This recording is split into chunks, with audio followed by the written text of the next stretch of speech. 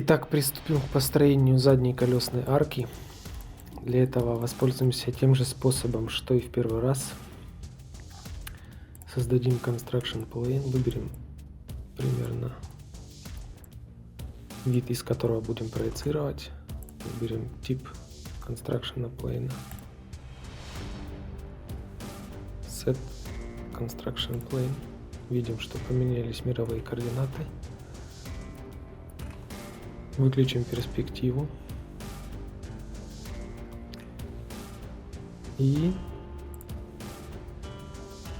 создадим несколько контрольных точек.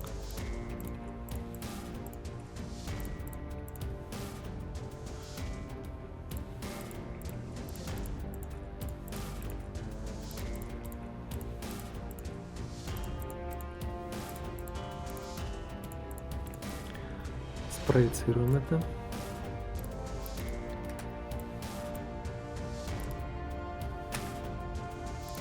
Все, можно удалять Construction Plane, удалять вспомогательные кривые.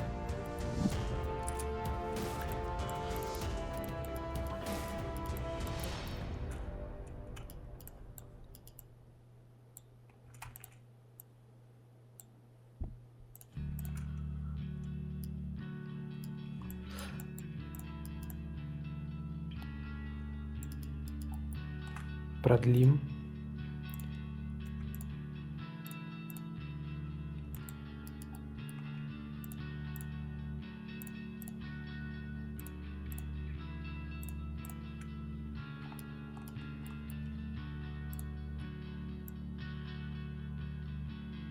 До пересечения.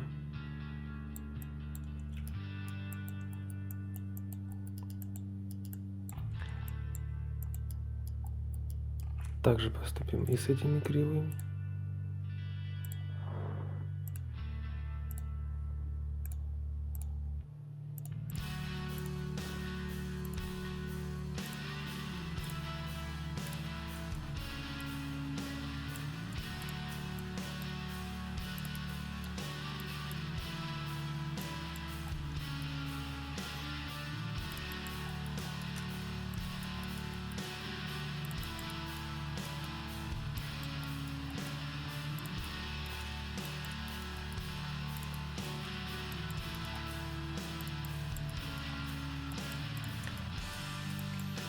Теперь построим кривую, с которой уже будем работать.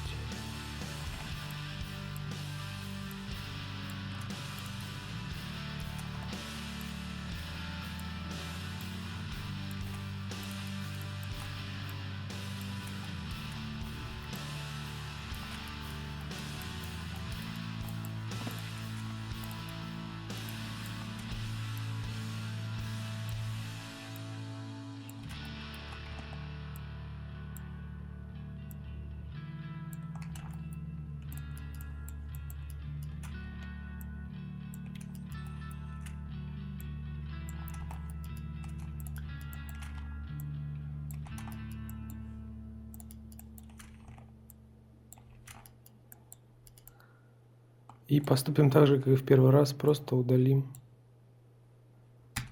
все спаны. И будем работать с чистой кривой пятой степени. Также и здесь. Здесь вообще можно попробовать остаться, во-первых, в плоскости. Во-вторых, третьей степени здесь будет достаточно. Итак, вспомогательные кривые мы скроем. Посмотрим, что у нас получается.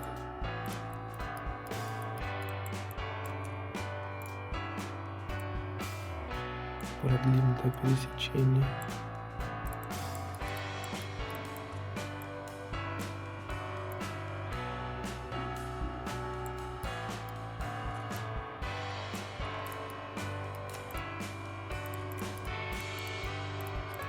Совместим их.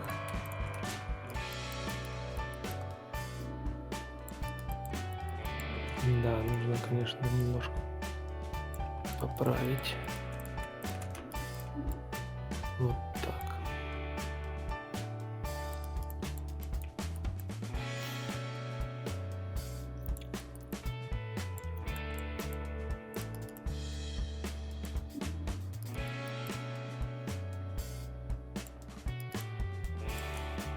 Сделаем Planarize.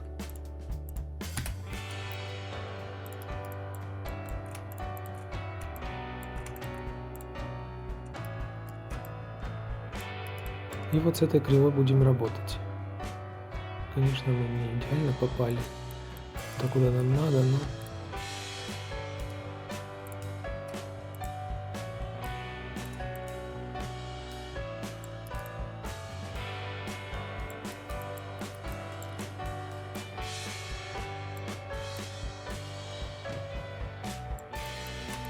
пока этого достаточно.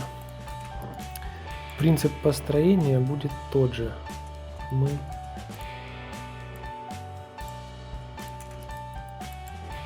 создадим вот такие вспомогательные поверхности и на основе их создадим уже бленд к грани колесной арки.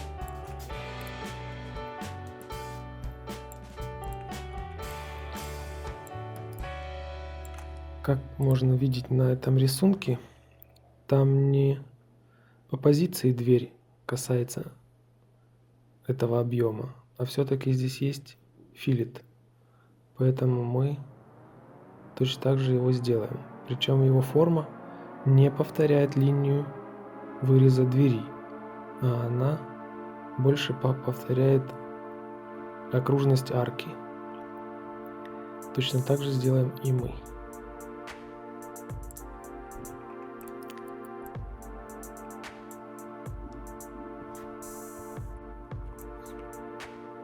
Так, для этого нам нужно построить две вспомогательные поверхности, как и в прошлый раз, на передней арке.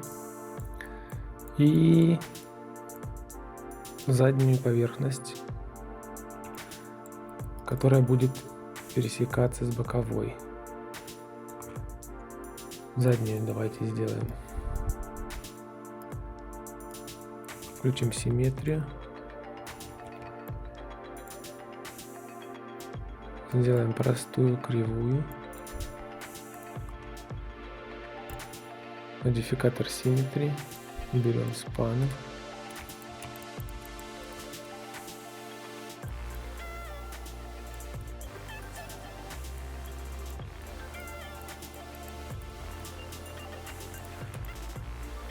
Примерно вот так она будет выглядеть. Теперь вытянем ее. Кривая нам уже не нужна. Мы будем работать с поверхностью. Применим к ней модификатор Symmetry. Увеличим степень немножко, чтобы мы могли с ней работать.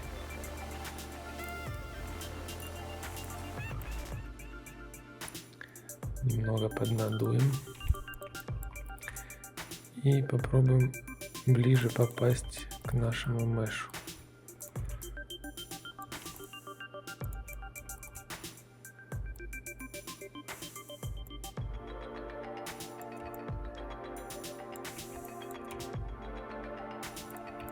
Так.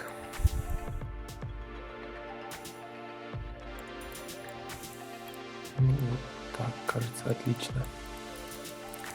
Дальше продлим его немножко вверх до пересечения и немножко вниз.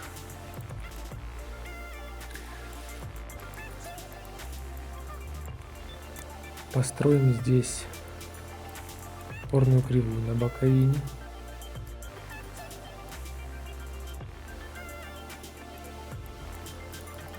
Которая будет пересекаться.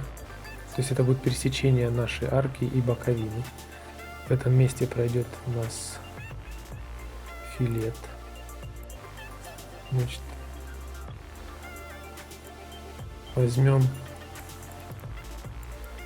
внутреннюю кривую боковины как донора для кривой, чтобы мы были близки к оригиналу, чтобы позиция потом при проецировании получилась проще. Так. И построим здесь нашу вспомогательную кривую. Эту можно удалить. И попробуем спроецировать позицию на боковину. Shrink to fit. Пока этого достаточно для работы с ней. И нам, в принципе, это пересечение сейчас не очень и важно. Мы будем работать с вспомогательной поверхностью. Значит, мы ее уменьшаем где-то до середины арки нашей. Вот так. Дальше мы создаем такую же поверхность с другой стороны. Уменьшаем ее до середины арки снова. 3 на 3. Вот здесь самое главное следить, чтобы пересечение вот здесь у нас было аккуратным и ровным. То есть чтобы это была какая-то простая линия, напоминающая, к примеру, там третью степень, да, нашу. Самую простую. Чтобы это не было какая-то сложная загогулина. Вот. И дальше принцип такой. Мы тягаем CV-шки, чтобы приблизиться к форме этой арки. То есть максимально приближаемся к форме меша.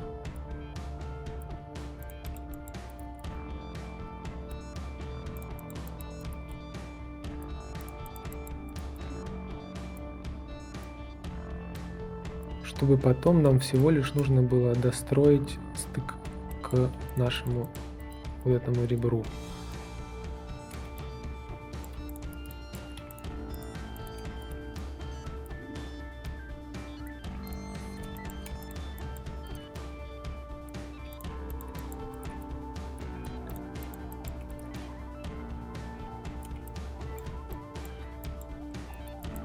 Вот каждый раз обращаем внимание на наше пересечение. Как только мы уходим от него, сразу немножко правим. И продолжаем работать с нашими CV-шками.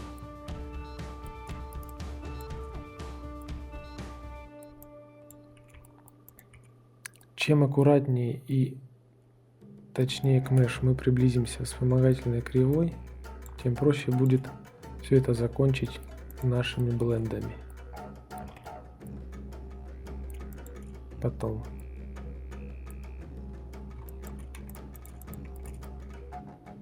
Ну и естественно, очень желательно, чтобы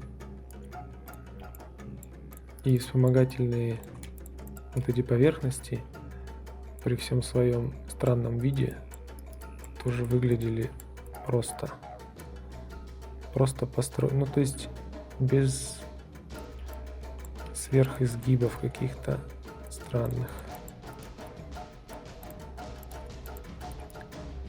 Стремимся к простоте.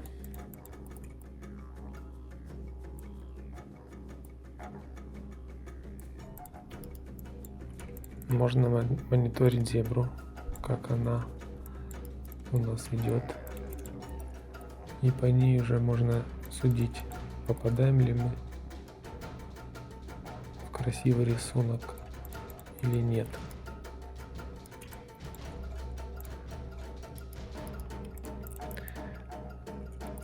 Выровняем их посередине арки.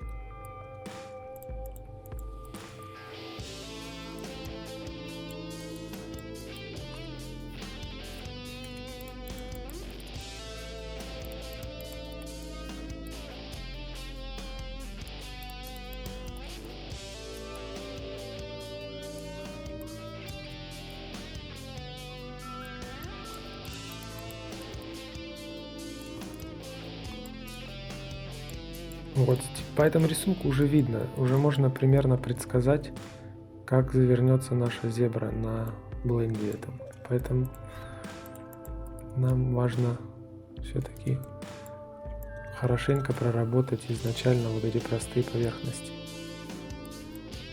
Тогда можно быть уже уверенным в том, что остальное тоже получится нормально. Конечно, вот такие процессы занимают основное время. Причем то, что вы видите на записи, это уже попытка номер 25. Поэтому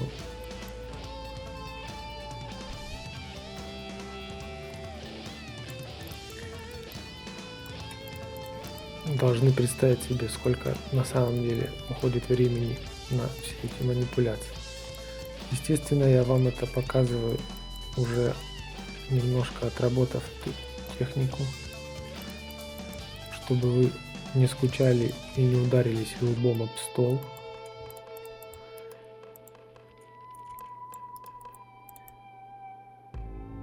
Так, пока кажется, что все хорошо. Выключим здесь. Можно уменьшить эту поверхность, чтобы она там не маячила нам. Создадим кривую для того, чтобы отрезать нашу поверхность. Сделаем трим. Можно не создавать историю. Посмотрим, как оно будет работать. И с этой стороны точно так же.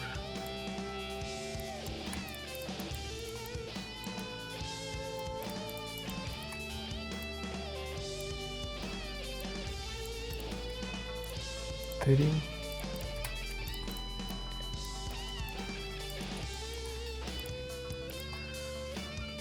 Blend с G2 на G0. Default. Здесь можно включить Connect. Explicit Control 5/4. Также здесь. Здесь Default, здесь Connect. 5/4. Скроем Mesh. Для начала надо вернуть все построенные поверхности в нем. Наш слой Solid Surface. И построим сквер.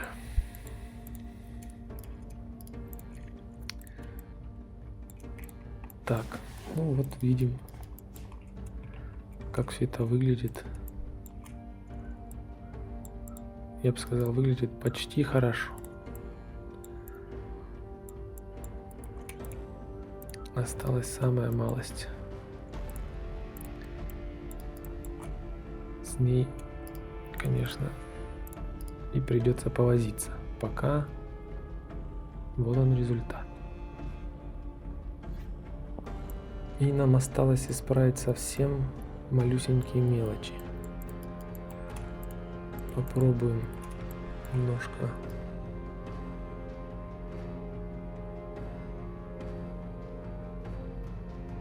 опустить эту CV и немножко вытянуть вот это.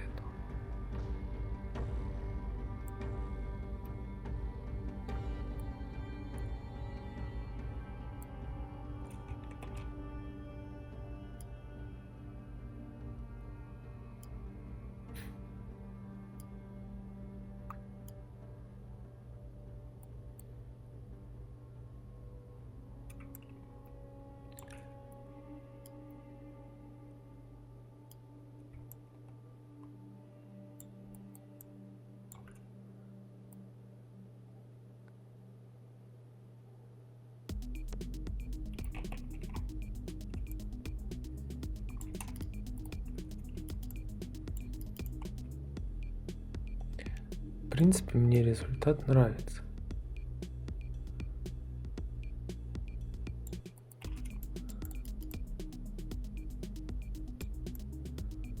Единственное, что вот этот загибок можно немножко попробовать потягать. Совсем немножко. Для этого нужно увидеть картину, как он выглядит по отношению к нашей грани нетримнутой. То есть вот это расстояние как раз и дает повод для такой зебры. То есть теоретически, если мы вытянем вот эту CV наружу,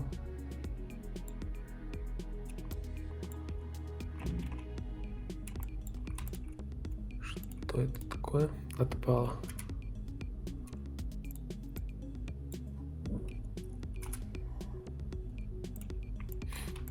Вытянем наружу.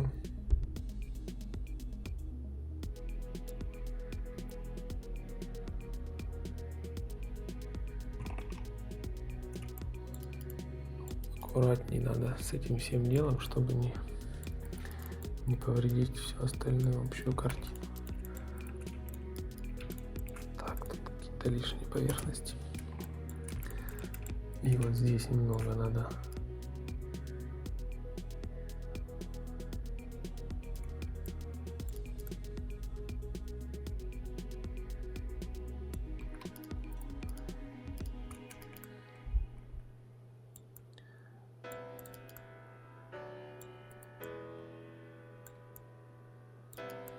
Так, смотрим, как у нас с мышем оно совпадает.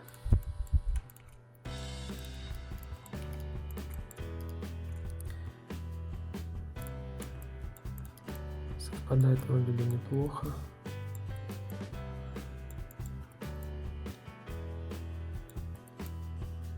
Так. Ну, давайте попробуем еще совсем немножко, совсем чуть-чуть поработать над зеброй путем манипулирования вот этих сивишек. Совсем чуть-чуть.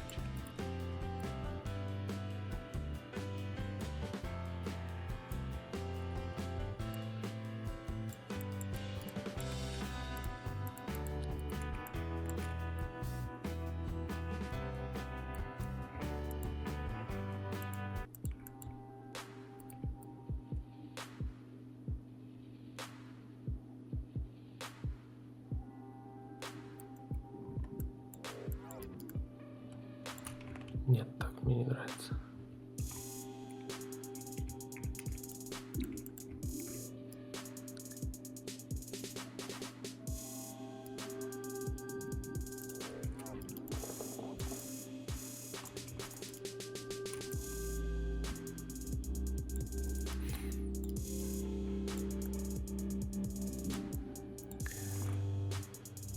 Смотрим на меш. Включим немного прозрачности. Видим, что здесь мы попали вполне неплохо. Здесь мы попали вполне неплохо. А здесь немножко далеки. Но пока оставим так. Потому что эти танцы могут продолжаться очень долго.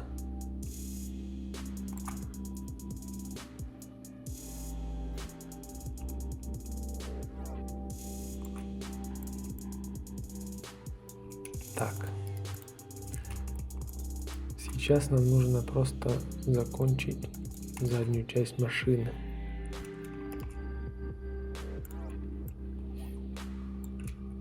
Поэтому удалим здесь историю. Предлагаю вам самим заняться манипулированием вот этих всех штук. А мы давайте сделаем заднюю часть машины. Удалим историю лишнюю. Продлим выше нашу поверхность. И начнем кромсать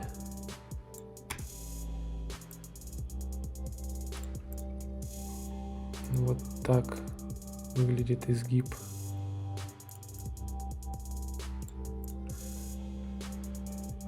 То есть если мы сейчас просто отрежем вдоль эту поверхность, вот так, естественно, мы не получим вот этого следования. Но если мы используем Trim Convert, то эту поверхность мы можем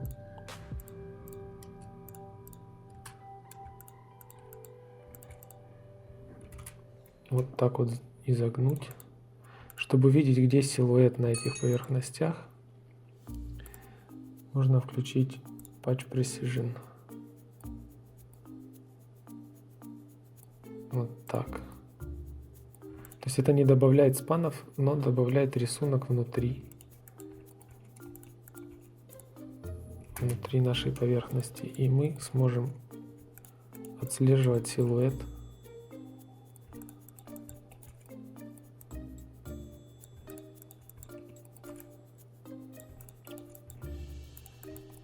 на виде сбоку. Это помогает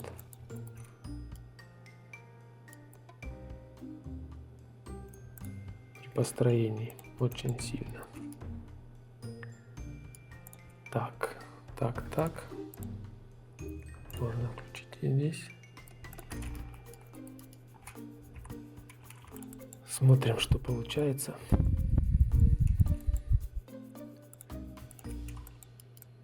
Включим на всех поверхностях модификатор Symmetry и немножко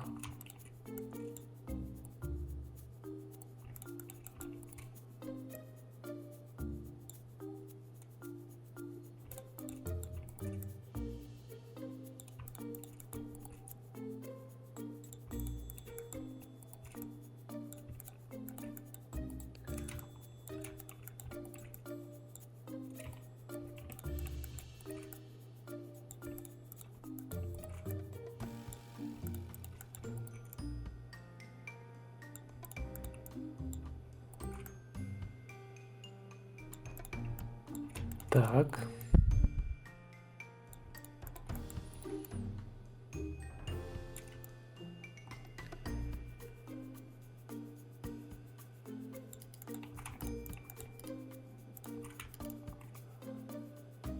Ну, скажем так, что можно быть этим вполне довольным. Главное добиться нормального пересечения вот с этими поверхностями. Для этого выровняем их все между собой и повытягиваем CV вот до такого уровня, чтобы рисунок нашего пересечения был как можно ближе к чему-то ровному, к какой-то кривой, да? Тогда и бленды, которые нам придется строить относительно этих пересечений, тоже будут с ровными внутренними натяжениями CV-шек.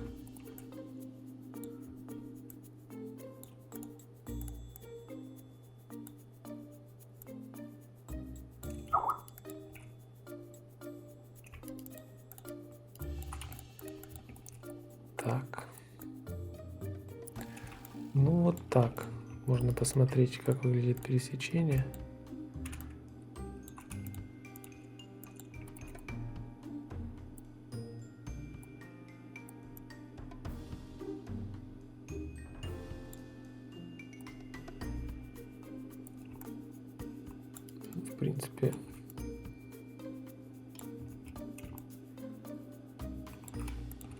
В принципе, я доволен.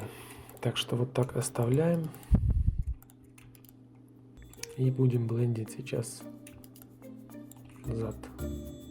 Вот здесь.